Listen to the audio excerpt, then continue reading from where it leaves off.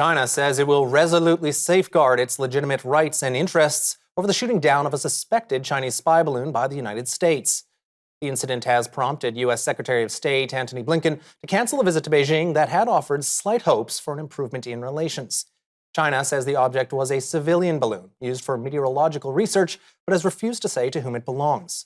China's foreign ministry has criticized the U.S. for overreacting and using force. It is demanding that the United States return the debris, which American authorities have said they intend to collect for study.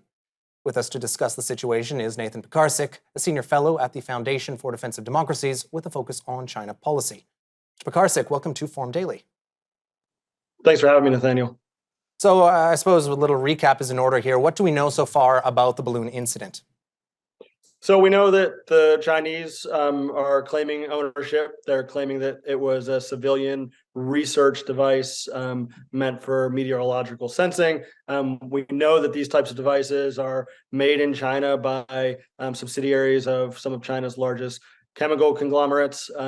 And we know that the United States took the initiative to shoot it down. But beyond that, right now, I think we're still sitting in limbo to learn more about how this will be resolved.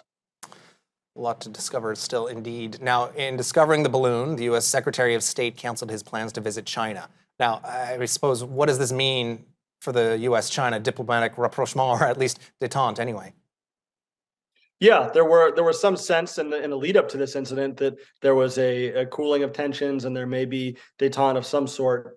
I think this puts that to rest. I think this incident demonstrates loud and clear that the Chinese are intending to compete with the United States and other Western democratic actors, and that the United States and its allies and partners need to stand up for their own sovereignty. I think this probably should put a calm to discussion of détente and lead to a broader awakening among American public as well as among allied and partner public audiences.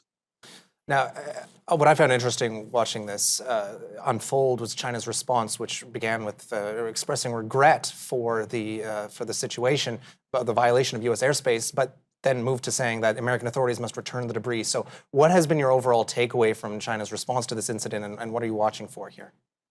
I think China's recognized that the American public has caught wind of this incident. China's trying to put forward a strong face domestically for their own audience, trying to not be pushed around by the United States. But at the same time, I think Chinese leaders realize that this incident sort of got away from them, became a bit more prominent among American public, and presents an escalatory risk.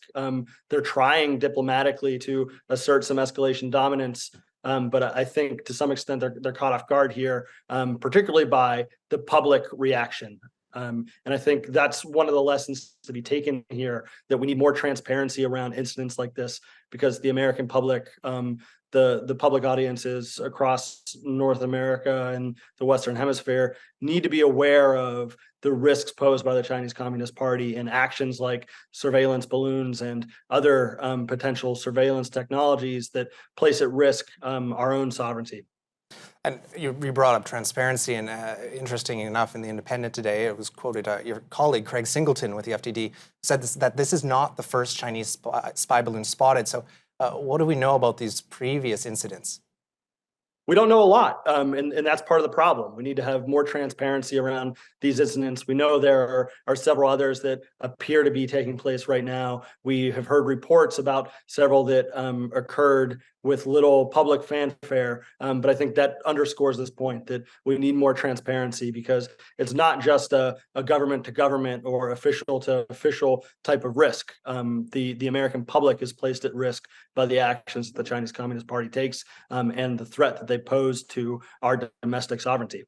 And oppositions here in Canada are calling for more transparency as well. They're calling for the government to give out information, given that it crossed Canadian airspace as well. And we know Republican lawmakers have criticized the Biden administration for not shooting the balloon down earlier. A quick 30 seconds. What is your assessment of the administration's handling of this incident? Yeah, I think ultimately the right action was taken, but it was taken too slowly. I think transparency is a fair critique here, in the area where we need to have more improvement. Certainly, we can't disclose things that shouldn't be disclosed, that introduce additional national security risks. But the public needs to know what's going on with these incidents, trends over time, and what's placed at risk when there are incursions of American sovereignty by the Chinese Communist Party. Mr. Nathan Picarsic, thank you for joining us on Forum Daily today. Lots to keep our eyes on. Thank you, Nathaniel. We'll be right back after a short break here on Forum Daily.